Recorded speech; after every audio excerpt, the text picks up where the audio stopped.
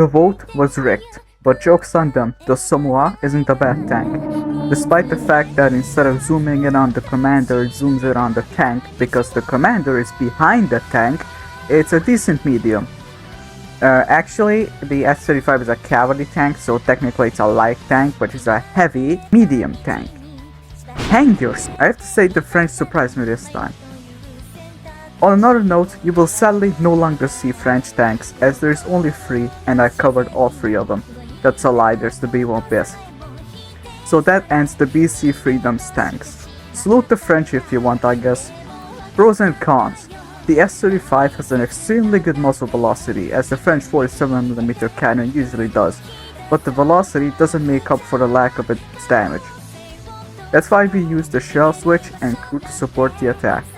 Our lovely Floof will be commanding it, as she has a skill to increase attack even more.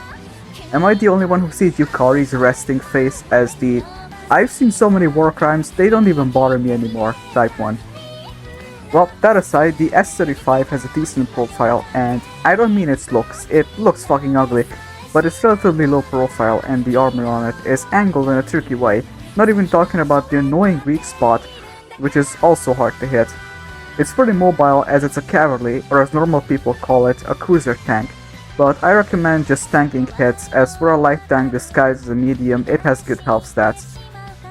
Recon is whatever, who cares, reload speed is decent as well, and as I mentioned before, I think, this is more of a frontline tank and the crew was already shown. Shut the fuck up!